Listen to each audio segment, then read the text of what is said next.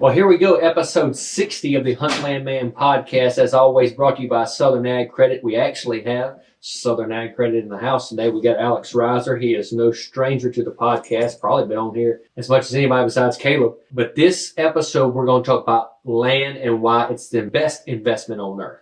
A lot to dive into on this episode. We've been talking about doing this for a while, and I don't think that what we're going to talk about could be more relevant than it is right now.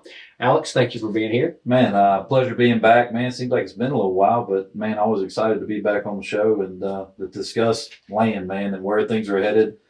I think it's a great time to be talking about it and where we think they're headed and what we've seen so far. So, man, this is exciting to talk about it. Well, Alex, along with all his colleagues, have been busy working for stuff we're doing. In fact, I don't know, I almost need my own line over at Southern Ag Credit between him and Austin. But we got so much going on right now. I texted Alex yesterday, asked him if the client was working with him, and he's actually working with Austin. And Austin's out of town. We're getting it all done, getting a lot of stuff done. Alex is actually in the area today because he was doing an appraisal on a tract that I own that we're selling, and he's getting the loan on with a new purchaser. One of our many projects we've worked on since, the last, 5 or 6 years. You've had a pile of them, but this has been a good one.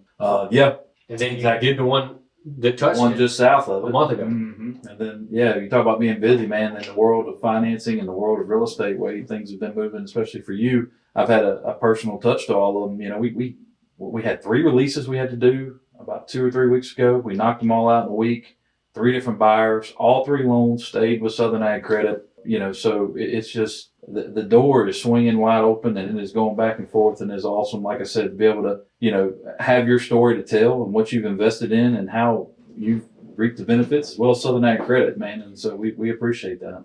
And to educate everybody on what the release is. So, you know, anytime you buy a large piece of real estate and then you sell a portion of it, the bank has to release that portion of the collateral. Mm-hmm. You correct me if I'm wrong. No, that's exactly right. It's exactly how you explain it. We got a lot of people, you being one of the main ones, by investing and having a foresight on property. You know, seeing what it could be. You know, you gotta have that. It's an art to it. You got to be able to look at it as a whole. Vision.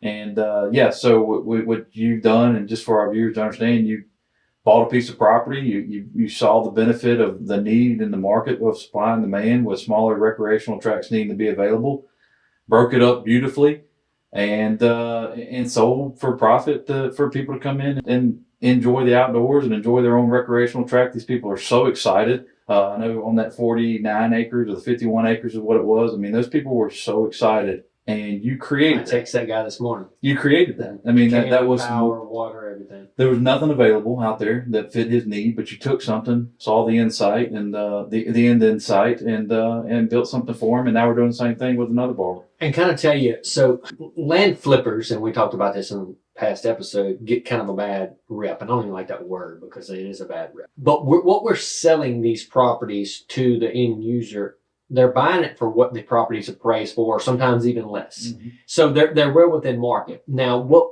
the reason? Well, okay, Slade, how are you buying these properties? Doing that is we're buying them as a larger portion and then creating, and usually they're just rough hunting tracts, or like these tracts are timberland tracts.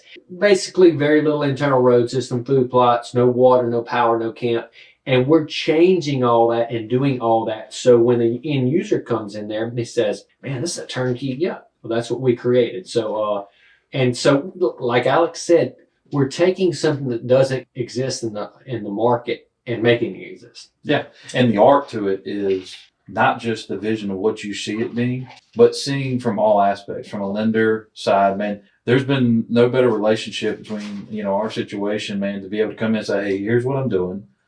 Here's how the bank benefits. Obviously, we're left with a good piece to be collateralized with, and we're touching that market for people to find something to enjoy.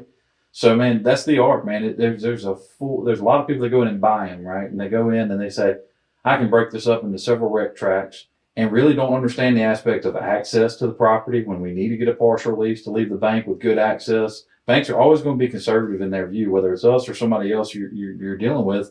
They want to look at it from a worst case scenario. If something were to happen tomorrow, what are we left with? And, the art that you have and the gift that you have, Slade, that we've been able to appreciate use that word over the last couple of years, is to leave the bank in a good position, but leave the borrower in a good position and leave yourself in a good position.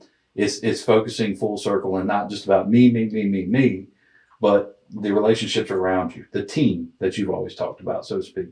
So kudos to that. Yeah, and we have been very blessed, and the market is good. And that's where we're actually headed on this podcast is interest rates have dropped. Alex, I'm going to tee this up and let you knock it out of the park. Okay, so basically, and you correct me if I'm wrong, I want you to clarify this a little bit. We went from 2 years ago, 2.5 years ago, 3.5%, 4% interest rates to then 8+. Okay, what I'm going to talk about my end of it, and I'm going to let Alex talk about his end of it. COVID, we've never been busier. Okay, since COVID, I would say that the number of transactions may have slowed down a little bit, but prices remained up. And an asterisk to that is the lower number of transactions. It's really from lack of stuff on the market, because now that we've seen some more stuff come on the market, guess what? We're getting some more transactions. So if that doesn't say everything about investing in land, let me rephrase that. I'm going to give you an Instagram reel right here, Tim. Interest rates went from 3.5% to 8% on land, 8+% on land, and land went up in value. Interest rates are dropping right now. What do you think is about to happen? I'm like, hint, hint, prices are going up. Just listen to me. Right. Am I wrong? No, you got absolutely right. The time is now. Never kick that can down the road. You know, I've stole this from you, and I tell this to people all the time. It's become my own sales pitch. Marry the property, not the rate. I think that is more true, especially in the land business, and what, you know, we can do as a farm credit system, as Southern Ag Credit, and how we benefited our borrowers to understand that term, to marry the property, not the rate, because of what we can do for you. This is a long-term relationship, and don't sit on the sideline, man. Don't sit on the sideline. You know, the budgets, you know, we can help you with the budgets and things like that, but do not sit on the sideline, you know, and take that chance to wait on something, because the market is still moving. We, especially in our smaller $250,000 to $500,000 range, that hasn't slowed up at all since COVID. You know, it's a constant everyday grind of, hey man, I've got $250,000 piece of property I'm looking at. I got a $500,000 piece of property I'm looking at. Whatever the case may be, it's still there, and it hasn't slowed up at all. COVID or no COVID, we can say what we want, rates or no rates, but the quality of buyer is still out there. So when you think, hey man, I'll sit a little bit longer and wait, it will pass you by. And look, nobody has a crystal ball. Right. But no matter what happens in the election, we got 30 days or so, less than 30 days till the election. It's crazy. No matter what happens. Now, y'all can guess who we hope Trump gets in. But I think uncertainty right now is really, if there is a problem, that's a problem. Even if Kamala gets in, and we don't want her to get in, but even if she gets in, life will move on. Yeah. The land will go up in value. That's right. The sky's not falling. And, you know, I think the market will be better with Trump. But if Kamala does get in, also, okay, well, you know what's going to happen to Democrat-run cities. People are going to be out of Democratic-run cities, and I think they're going to be more in the country. Inflation's going to go up with them. We know that. Yes. I mean, they've proven that. So if she gets in and inflation goes up, what's the best hinge on inflation? Land. Right. It's always the fallback. It's always, and so people think, oh, prices have gone up so much on land. They have, but really just the dollar's gone down in value. Inflation's going up, and the land has paced or outpaced inflation. Right. That's absolutely right. I mean, the safety net's always going to be land. It's always that's been true since we've been founded as a country. And that's always good to look towards. Yeah. You know, it still goes back to my comment though. I mean, don't sit on the sidelines and wait for this election. You know, even though the election happens in November, if it does go away, that I hope it doesn't. I'm obviously, you know, I'm very, very transparent on who I'm voting for, and I'm proud of it. But if it goes another way, those effects won't take till January. And yeah, they have, if any listeners sitting here listening, you know, and you're on the fence of it, you know, you said it, we don't have a crystal ball. So even more so, you know, if you feel capable enough, or if you want to talk to one of us or one of our guys and say, hey, look, I want to buy it, I want to invest in it, in which we've had a lot of these conversations just in the last 2 weeks, Slade. I mean, people saying, hey man, you know, I didn't know y'all could do this. This actually expand, this is why I like the conversation.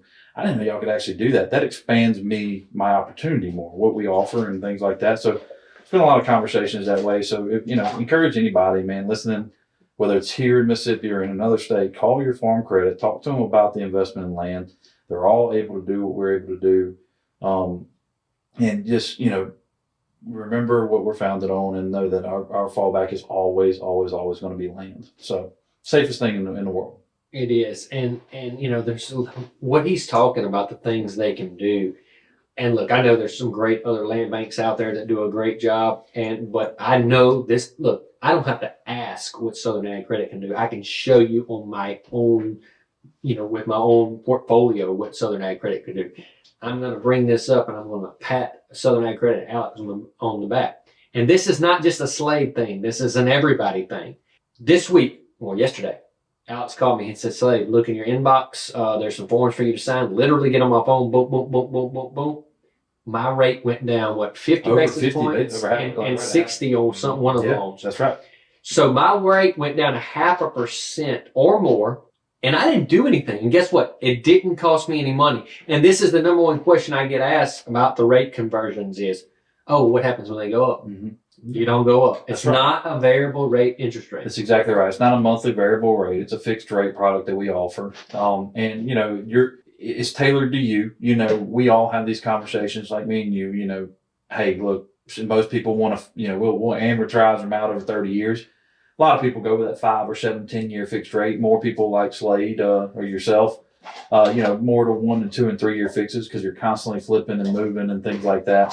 But yeah, I mean, it's that simple. And let's talk about that, the interest rate conversion and that market, man. We're already seeing it. I think we're at the tip of the iceberg of where that's coming. Back up on that. Okay, so we got up to what was our highest and where we're at now and where you think we're going? Well, as you know, borrowers are scored through financial capability, credit scores, things like that. And I mean, I'd say, there for a while, 6 months ago, 7 months ago, I mean, a decent person making good money, good credit score, we were almost pushing the 9% range on 30-year amps. And there wasn't much difference across the board from a 30 to a 20 to a 15-year term, all of that. We looked at all of them and it was just like, sleepless nights. That's the only way I can talk about it is when you're sitting there, trying to get somebody to chew off and bite off on this deal and make it happen. So now we're looking back in. It's actually awesome to see them back in the 7s. I've seen most of everything we've got back in the 7s for the quality borrower. The higher quality borrowers, I think it's only going to continue to benefit.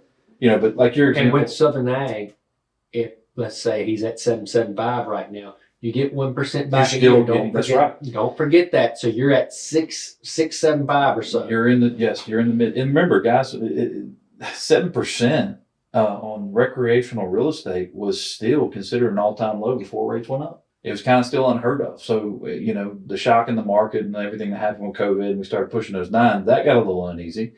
But now we're headed back in a direction that we need to be in. That's comfortable to borrowers, suitable to borrowers. To afford a quality piece of property. And I think we'll continue to see it trickle down. I think we'll see them continue to fall. I think. I know this is a loaded question, so give me a loaded answer. How low do you think they're going to go and what kind of time frame? I'm every bit confident that we will be back in the 6% range before patronage or dividend check, depending a couple things. By this time, May, April, somewhere in there, listen to podcasts, listen to every economist, I got certain ones that I listen to. I'm not going to name drop them on here, but we were listening to one the other day that they're expecting home mortgage rates, if Trump wins, this is to be back in the mid-5s just by May. And that's a huge drop in the world of interest rates and things like that. That's a huge drop. And as those trickle down, so do we. So it's all kind of connected, but fingers crossed, this election go the way we need it to go. The sky's the limit, man. I don't see why we couldn't, where things are headed. We invest in America and American, on my side of the table and what I believe in, American investors in American, workers and everything. Then more the wages go up, more people go back to work, no more free dollars. The anomaly before COVID was everybody, people think rates dropped because of Trump. Because of COVID. Rates dropped right there before COVID hit when Trump hit. That's the reality. If you go back and look at it, Trump was in his last tenure there of his presidency. Rates we were looking at the anomaly. Usually when the market is booming like it is, rates tend to be a little bit higher. But we were dealing with a booming economy and lower rates. And then with that, the disease from China came in and things just kind of got lost in translation. Yeah, China. Things got lost in translation. So, the sky's the limit. Where do I think they could be this time next year? The election goes bad. I still think, we're going to see a trickle down into the upper sixes based on just different talks. But if the Republicans take over and we believe in capitalism again, there's no reason why we shouldn't be seeing, I would hope that our rates could drop into the upper fives by the end of next year. I'm going to play a normal buyer right now. Mm-hmm. All right, Alex, you're telling me that interest rates are going to go down into possibly the fives by next year, which means with the patronage, I'm going to be in the fours. I'm going to wait till next year. Tell them why that's a bad idea. Well, it goes back to exactly what we started with, man. We're all nobody has a crystal ball, and so we're all hopeful of that. We're now in the sevens right now, guys, and go look at historically speaking, sevens was an all-time low for a long time, and then Trump was the anomaly, but Mr. Barr, now's the time. If you're going to do it, getting the 1% back, at the mid sevens, upper sevens range, wherever you may be at, and you're in the effective rates you're in the 6% range on your effective patronage check. Are you really going to lose sleep over 1%? And especially when you know it's going to go down if it does go down. That's right. And the beauty of it is, and I've proven it with you, and you said it here on this. It's not like we close a loan and there it goes. We have a system in place at Southern Ag Credit to be able to check all of our borrowers who are capable or ineligible for a downgrade or to lower their rate. You were a prime example. I did not prep you for that. Mm-hmm. I said, hey man, I need you to get Ryan together and you're going to be getting an email here. 3 different things that need to be signed. E-signed. There was 3 different deals. Literally e-sign in the truck. Yes. And it was that simple from your phone. I didn't prep you for that. I told you when it happens, it happens. And so we keep an eye on these things. You are not the only one that's benefited this. That's where we're kind of engaged. We're making new loans, obviously, but right now we're engaged in our existing portfolio because relationships matter, the teams matter, the team matters, what we do and how we can benefit them to keep our promise when we made that loan. Hey, it's high right now. When it comes down, I've got you. That's it. They got you. So they're telling you as rates go down that your rate's going to go down. And what happens when rates go down? Property values go up. Correct. So let's just say you're looking at this 100 acres in Amite County right now. All right, it's $42.50. I'm just throwing a number. It's $42.50 an acre. I'm gonna wait till rates go down, then I can afford something just like that. Mm-hmm. Well, if rates go down, that property may be $46.50 an acre or $5,000 an acre, and you're gonna have more people competing for it because you're not the only one. Well, it's all about what's going on around that property too. I mean, if that one's not the one selling, another one is, right? So, yeah, that property's $42.50 an acre, but 3 miles down the road, well, that one just sold for $45. And it's happening. And it's happening. Those numbers are happening every day. I know you've provided me with sales that, hey man, when we're getting a new deal in, hey, this one just closed down the road. Here it is, and it's a like type. No two properties are ever the same, but they're very, very comparable.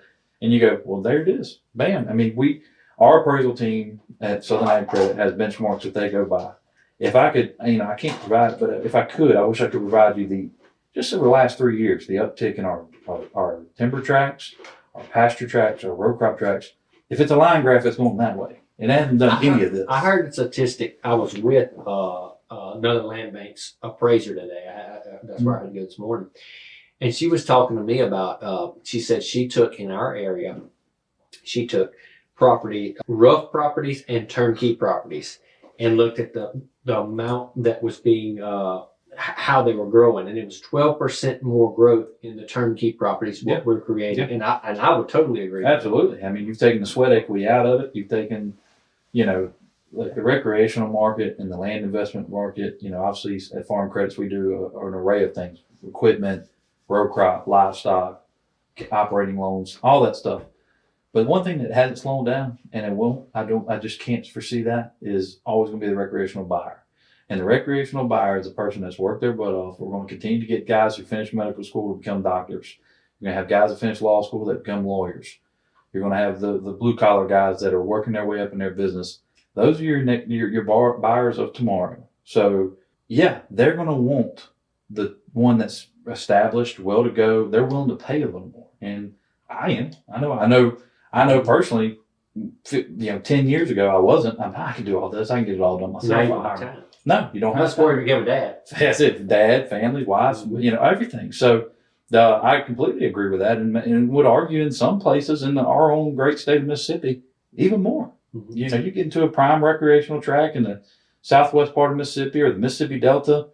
I mean, I've seen some crazy numbers go through, and they're like, hey, man, and you read these reports and you look at what well-established roads, food plot sites taking, well. And what's crazy is 10 years ago, you remember we had these conversations when you were an agent, you can't put appraisal on deer and turkeys and stuff like that. Well, guess what? You better these days, because good stuff sells for more. Well, and that's funny. We talked to other banks who are not in the farm credit system that are good friends of ours, and they said, man, that's crazy, those values. Well, recreation, and I've said it on this podcast, and I will say it every time if I remember, recreation is a value that has got to be recognized. It has to be.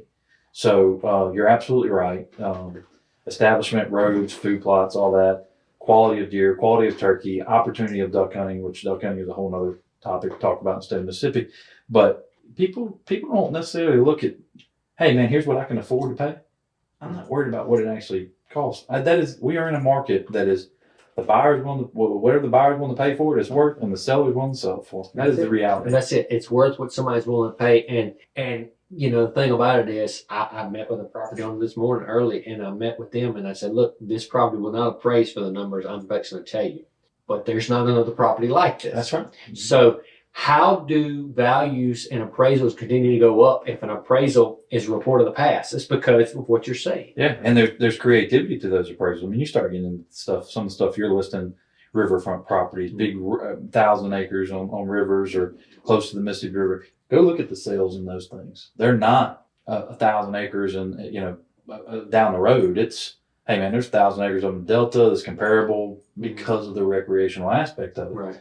That's why they're buying. The reality is, doctor, lawyer don't care about the farming or being able to graze livestock on it. Man, then you'll see where go, and you can probably attest to this. Go look at what they've looked at. Mm-hmm. I mean, they'll go to Louisiana to look at a property on an island. They'll go to Mississippi to look at a property on an island. They'll come down southwest. Southside Plantation being one of them. Then they'll go all the way up to North Mississippi, another one. I looked at one in the Delta this weekend, and I'm hoping to put on market soon. When me and Tim go to the listing beer, you got to come. No, I'm in.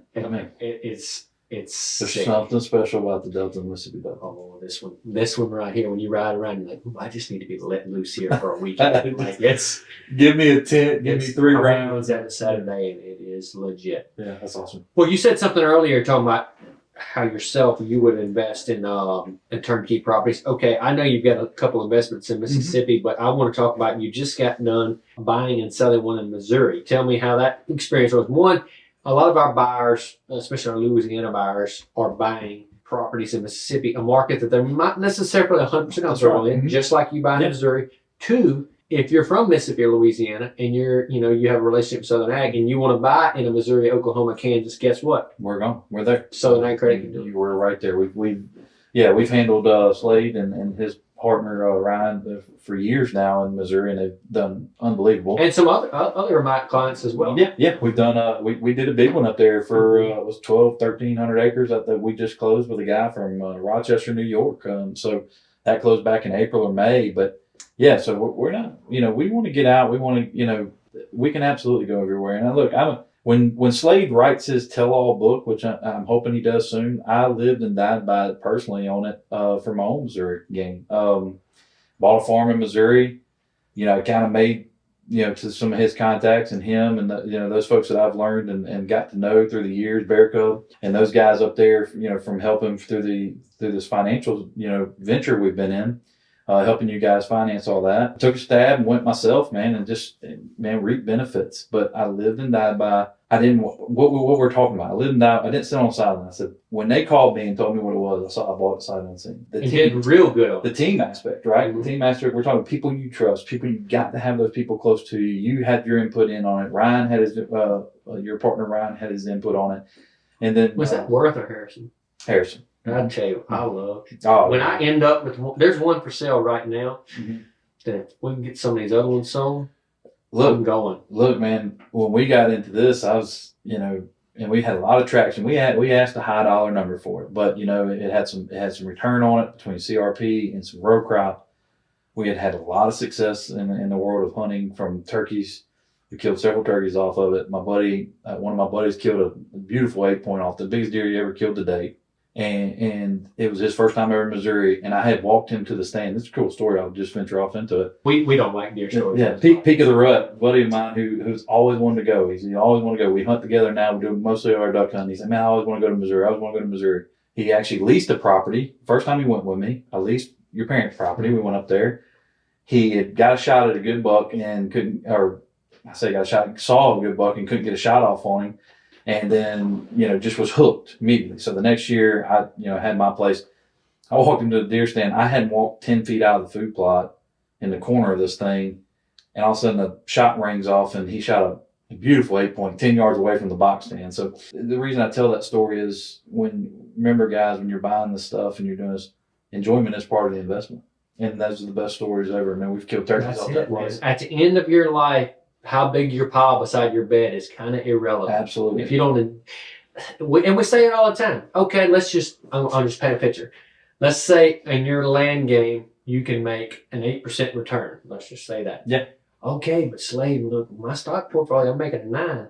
Are we going to live our life for 1%? I mean, because guess what? Deer, turkeys, ducks, you can do all that on the land. I'm telling Plus, you can go see it and feel it. Dude, to enjoy it like it did, man, to be, and like I said, I took this out of your book. Obviously, being close to you guys and watching this stuff, I finally got to do it. And I'm continuing that portfolio now. A little bit harder to find something in Missouri this go around, but there's another opportunity. But the first time I get a chance to do it again, I'm going to do it again. And, but, I think it's cool that the reason why I told that story, the enjoyment is part of the investment. And like you said, you hit the nail on the head. You're going to sit here and worry about a stock portfolio, or you're going to get out and make memories and enjoy this in the process and make money. Man, we did really good on that property. We were able to cut some timber off of that place, get some money from the timber aspect off of it. The row crop was, we got the row crop money off of it. We got the CRP payments off of it. And I even negotiated in the deal here that, I get the CRP payments for this year. So, I'm getting the CRP payments on top of the very good return we did on that property. So you're making money on it and you didn't sell it? I'm still making a little bit more money. I get paid they say checks go out in October for CRP, so I'm still waiting on that. But I did talk to them last week. So yeah, still making money. But that was one, guys. I really sat there. I looked myself in the mirror or wherever I was and really just self-reflected.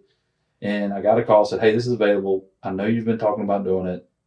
It took me 30 seconds to take a breath and think, okay, this is about to be a big deal. And I did it, and I would do it 100 times over. Mm-hmm. And look, it just goes to show you, if you do your education, if you trust your team that you're with, you can make a lot of money in this real estate game and this land game. And, I talked to somebody this morning, I'm always looking at rentals and investments and apartment complexes. Yeah.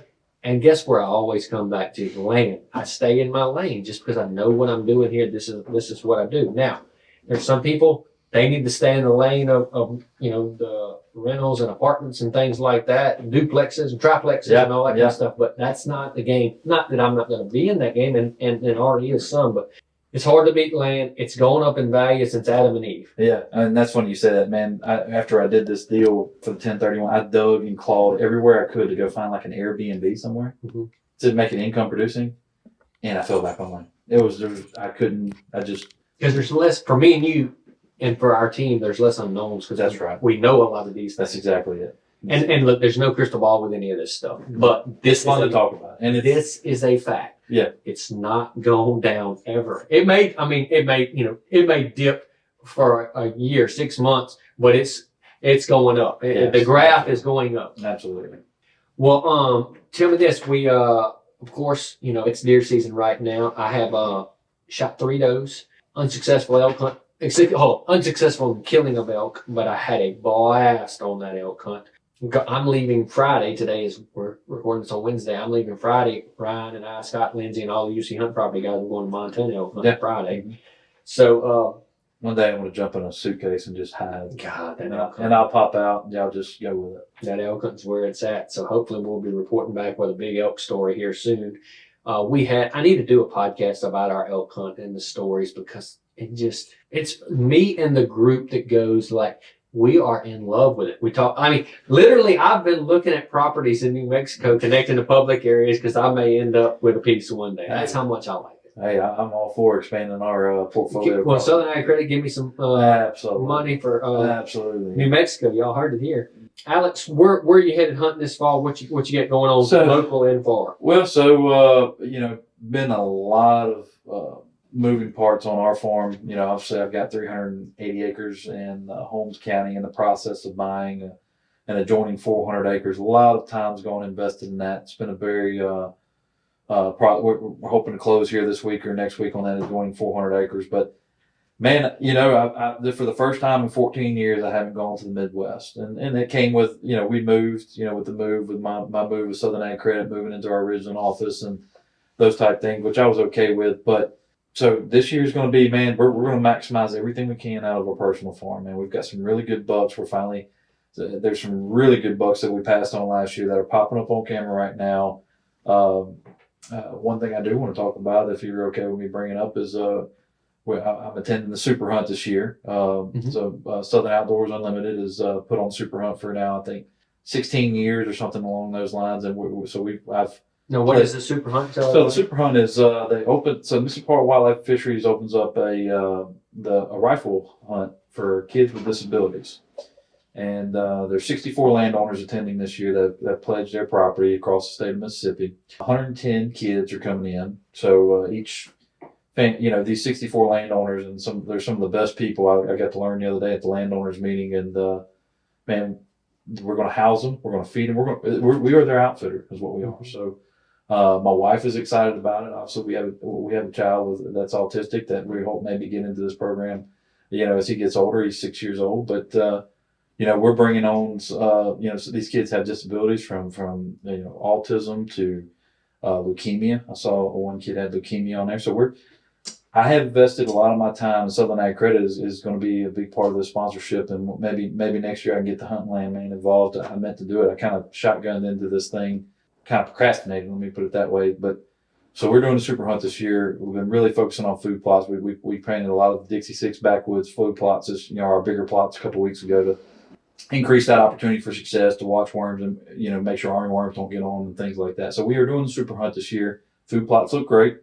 I am highly encouraged by what's coming to the food plots right now for an opportunity for 2 kids that I'm bringing in that are going to house with us for that weekend, and just super confident in an opportunity, a shot opportunity, whether it be a buck or a doe. Of course, we're not going to regulate what they can and can't kill. If they are happy with it, we're going to let them shoot it. So we're doing the Super Hunt this year. So I am not going to the Midwest. That's why I've not done it in the past. I've always gone that first week in November. Sometimes I've been with you in Missouri or Nebraska or those Illinois, some of those areas like that. So the first time in 14 years I'm not going, but I think it's a good reason.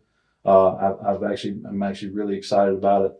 So we're doing the Super Hunt, and we're going to spend most of our time now. When turkey season rolls around, I got a few turkey hunts worked out. I'm going back to Nebraska for that. I already got that lined up. And I think we need to talk about that Southern Ag Credit turkey hunt. I was more thinking about the Southern Ag Credit. I hope Jamie Nicholas is our director of operations, and I hope he's listening to this. Our Southern Ag Credit elk hunt. I like that. As I can line that up. Well, we're going to make sure we include Jamie in on this here and make sure he hears this. And look, Shane likes elk hunt too. He just got back. There you go. That's exactly right. Yeah, we talked about Shane, and So Shane's been excellent. We'll give him a shout out too, man. What he does for Southern Ag Credit.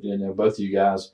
You sell us. You guys are walking media for us. So shout out to him too. But man, that's what the fall holds right now, man. Fall's going to be around the personal farm. Everything's invested there right now.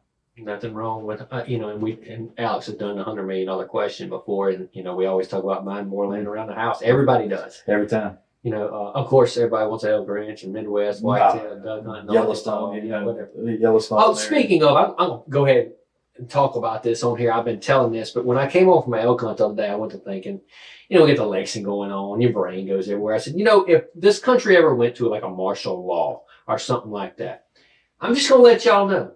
I'm getting my family and we going, this is when martial law and none of the parks or nothing matter. We're going to Yellowstone. I'm going to kill some animals. I'm going elk hunting live for off a the month. land. Absolutely. I'm going to have a blast. Look. And hey, look, I'll stay off of the parks when it comes back for that time. At that point, A couple world records in. That's it. I'm bringing my bow and my rifle and and a lot of ice chests. Yeah, absolutely. There you go. That's a great idea. Well, take me with you. Yeah, just what would I do? Well, I'm telling you what I would do. How are you coming on your pilot's license? I don't know if I want to drive there during martial law. I'll tell you this. I know I can get us there and get us back, but I'm probably not fly.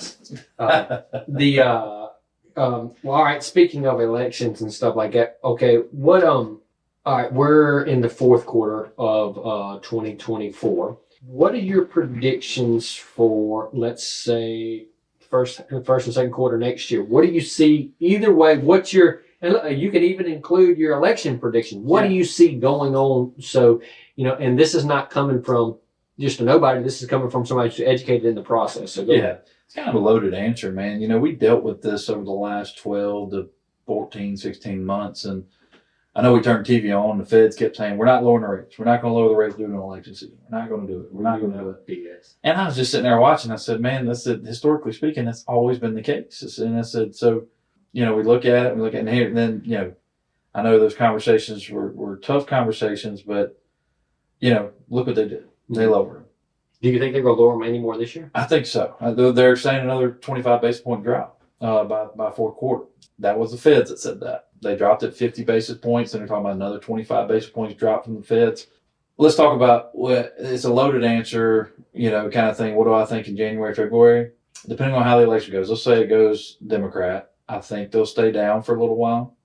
But then I think they'll just level off. I think they'll stay right where they're at. I think January, February, they want to, there's someone always pulling the strings in my mind. I know people probably think I'm crazy thinking that, but when we get to January, February, we may see another drop if it is Democrat, and then it'll level off. That's the encouragement for the new regime, right?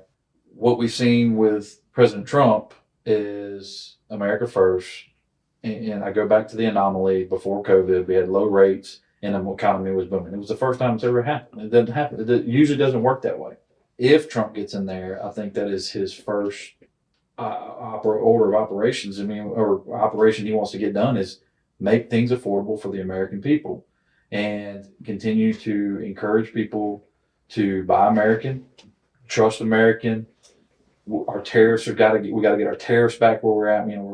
People are making so much money off of us in other countries, and we're not making a dime. They're taking advantage of us, and it's very clear and apparent. So I think Trump comes back in. I think he gets the China deal back together. You got to realize we signed a big grain deal right before COVID hit with China. That was of a record. They were going to buy American grain in China. Those things happen with Trump in place. Oh man, sky's the limit. People, I think we could be back in the if he does get back in, I think he's gonna be able to do a lot of things that first time you got to worry about getting elected. This time he's gonna give it at all. Yeah, absolutely. Look at it this way: you secure the border, right? You secure the border. How much are we paying? And we've already seen what's going on with FEMA out with people in North Carolina. I don't mean to make this a political show, but it's just the evidence is there. People are getting $750 a person. Mm-hmm. What are we spending on? We're spending trillions of dollars on these people who are coming in from another country to house them, feed them, give them credit card, food stamps, groceries, all that. Millions and trillions of dollars. We secure that border right there away. That cuts off a big expense out of the American taxpayer right there. It don't matter. And that's just one thing. The one thing, and I'm going to leave it with this. I'll say this, I was listening to Peter Doocy the other day, or yesterday, on, he calling, the White House spokesperson out for, saying that, there was plenty of money here, there was plenty of money there, and all this money was not for it don't matter. Taxpayer dollars. It don't matter what you call the money. The taxpayer dollar is a taxpayer dollar. That's it. And there's nothing more true to that. So I think what you do is when you get Trump in place, the taxpayer dollar is going to go further. It's going to be lowered, one. but also the alignment of our accounting, which we're very bad at in this country, of our accountability and our accounting system. I think a lot of the money is going to go back into our American people. I'm so excited that if it gets in with the Elon being involved, I mean, the smartest man of our generation is going to be involved, government efficiency. Yeah. That's going to be huge. Yeah, absolutely. That's going to be huge. He has a platform that nobody can shut him up from. He's the richest man in America. That look, he did something unprecedented. For him to go out to that rally the other day, there's always big money people, whether it's Democrat or Republican, putting money up for these campaigns, and stupid numbers. For somebody like Elon Musk to go on stage and speak on his behalf, I really felt encouraged. I tell you what, I think even more than Elon that gained us some votes on the red side is Robert Kennedy Jr. No, Robert Kennedy, Tulsi Gabbard coming over. Tulsi Gabbard ran for president on the Democratic side the last go around. To meet in the middle, that's what we have to do, is meet in the middle and meet, center aisle here on these things. We are so, I hate, I got Democrat friends, I got Democratic family. It's gone so far out to the left, and I'm just going to be very transparent, that sometimes you just go like, how does 1 + 1 don't equal 2 right now? It's good versus evil. And we've got some Republicans, the rhinos. Nobody's perfect. But what Tulsi Gabbard and Kennedy and those guys are doing, and Elon Musk, they're bringing us together in a country that make me feel promised of where this election can go. I really do. It is. I think right now, I don't think you can spend it any other way. It's good versus evil. Absolutely. And nobody's perfect on either side. There's things Trump does that I don't like. There's a lot of things on the Biden-Kamala side that I don't like. But where do my Christian views align? It's with Trump all day long. Every day, and twice on Sunday. And look, man, whatever he does, always remember, he loves America. He has been clear and very apparent on that, and that's what we need. That's it. I don't care how mean his tweets are or whatever like this. When you go to the grocery store and pay $9 for milk, mean tweets really don't come into play. No, sir. We were all better off 4 years ago, and that's a fact that nobody can take away from anybody. Well, we're going to jump off of here. We've got some paperwork to sign. Southern Ag Credit brings your paperwork here to sign. See, so that works out real good. Then Tim and I have got to do some episode stuff for the next episode of Hunt Land Man TV. It'll be coming to you in about 2 weeks. And then I'm going to bring my favorite deer hunter hunting this afternoon. I'm taking Lori deer hunting this afternoon. So she's a better shooter than you. Anyway. Yeah, she can shoot good, and she looks better in the camo. True that. Yes. So, she can wear fluorescent pink now. That's it. See that? Mississippi Department of Wildlife Fisheries. I didn't see that. Yeah. So you can wear pink instead of orange. Last meetings, yes, you can wear fluorescent pink. I'm probably going to stay with orange. I'm gonna get you a pink one. I think I need a Southern Ag Credit pink vest. Got you. Put the order in yesterday, as a matter of fact. You really? I really did. That's nice. Not pink, orange. I'll get you an orange one, but I did put an order in yesterday for some orange vests for Southern Ag. I got to get those out. So. Well, thank y'all for listening. This is episode 60. Invest in land. That's what we're gonna leave you with. Invest in land, and make sure you vote, and make sure you vote for good, not evil. Absolutely. Y'all have a blessed day.